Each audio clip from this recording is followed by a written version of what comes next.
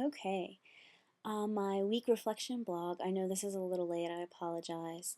Um, but I remember what I wanted to talk about, so it's all good. Last week, started working on my podcast project, and I remember thinking how nervous and worried about that whole process. And actually, we didn't finish. I was expecting them to get closer to what they were, closer to a finishing point than what they got to.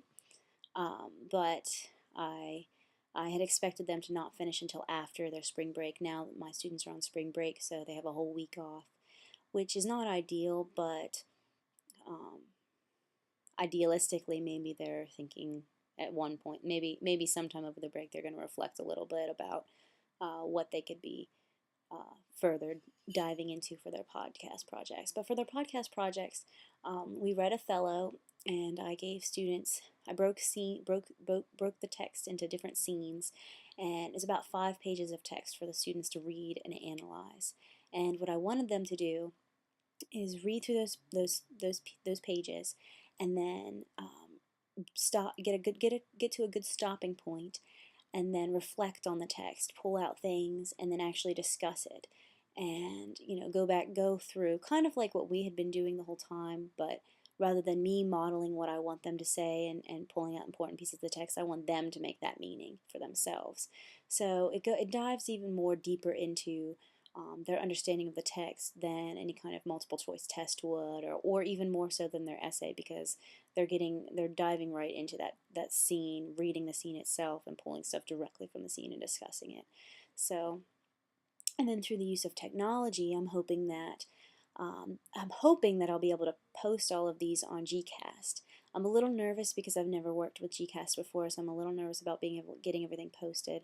But hopefully, um, students will not only be able to use this as a meaning making tool, but also posting it on GCast. It'll allow students to share their work with a greater scale of other students that might be studying Othello, not necessarily in that high school, but all over the world.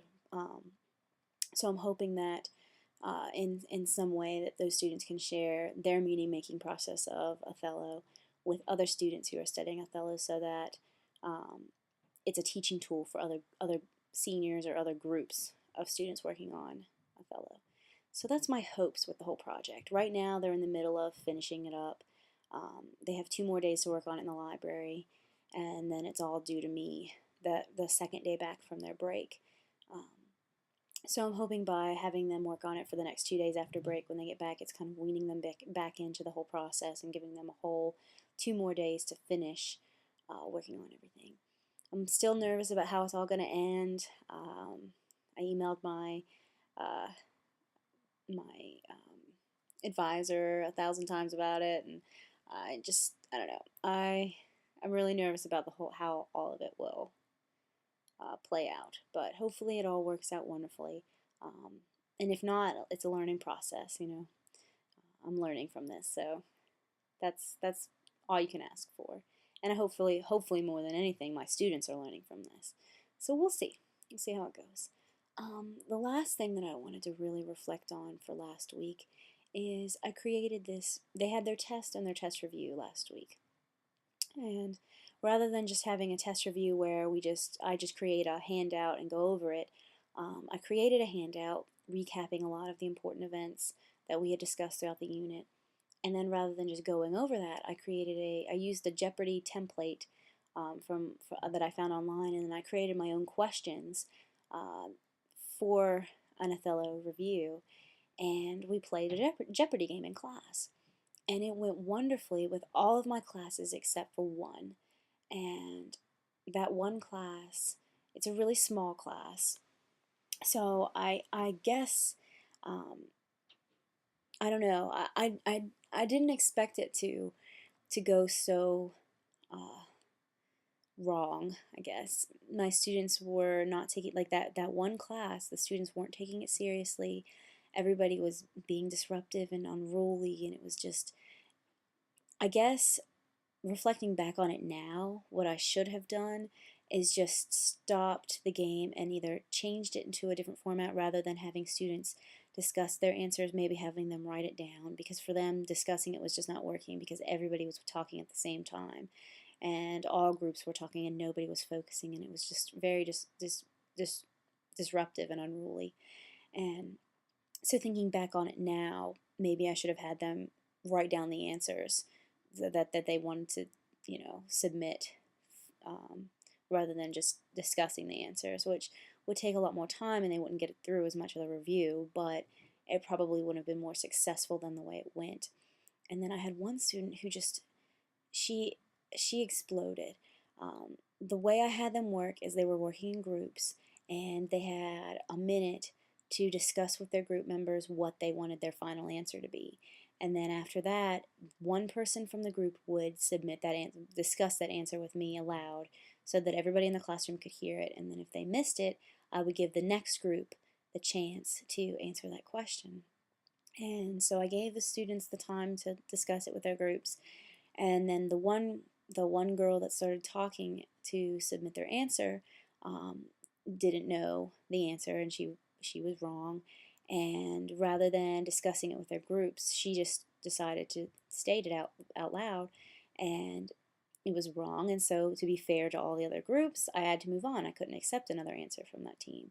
And so one of the other members of that team just got really angry, and she just exploded and slammed her desk and stormed out of the room and just sat down in the hall. And she just needed time to cool off. And thinking back on how I should have handled that situation, I just I don't really know. I went out in the hall to make sure. I went out in the hall to make sure that she was, that she was okay, that she wasn't being disruptive or being, destructive, and she was just cooling off. She just needed time to cool off. So, and then my CT came out, and she started talking to her. So I went back in the classroom to take care of the rest of the class, and thinking back on it, I just I don't really like how I handled the situation. So up to this point, I've been feeling really good about my student teaching. I feel really good about how I've handled things. A lot of my reflections have been dealing with, I feel like I'm doing this well, I'm doing this decently. But this is an area that I really kind of need to work on. I need to make sure that I can adapt. Like anytime a situation uh, happens where I need to adapt quickly, um, I guess I need to either practice with that, or I just need to practice reflecting on what I could possibly do in different scenarios if things go awry. Because right now, that's like reflecting back on that situation. If I would have changed the structure of how they answered to writing it down rather than saying it out loud, it probably would have avoided that whole explosion. Um, Thinking back on it now. So I guess what I really am reflecting on this week is troubleshooting problems before they begin, and making sure that I think about how things can possibly go wrong and how I could correct them before they go really wrong. But other than that, I think that the week went really well. Um, and another thing that is important to take note on is, I was talking with my CT about this, and she said, don't dwell on something like that. Don't let that bring you down. You know, uh, all teachers have a tendency to dwell on the one student that makes them feel like they're uh, not successful for the day, and what they tend to overlook is how well they do with the other 85 or the other 84, however many students they have. So another thing that's important to keep in mind in this whole teaching process is that you shouldn't let one student um, make you feel like you're not being successful, or you shouldn't let one experience detract from all of the other experiences they've got. So I'm not saying that, you should disregard that student by any means. No. It's important to reflect on that, important to reflect on the situation, but it's not important. It's not a good idea to dwell and feel badly about yourself and how you created things, and the success of the overall lesson based off of one mishap. So it's important to remember to look at it collectively. Think about how all of the other students that were successful, how that success went, rather than just, oh, I'm, made a mistake here. I'm going to dwell on this mistake. It's important to be able to let things go, I guess. So I guess I've got a whole week of spring break with my students this week. So I'll be working on making sure all of my work is together for the rest of the week, making sure all of my stuff for my portfolio is together and all of that fun stuff, and making sure that my lessons for the next week after break are ready and prepared. But we'll be doing some more podcasting work. So that's my plan right now. But I hope everybody's doing wonderfully. And again, I apologize for this being late. And take care.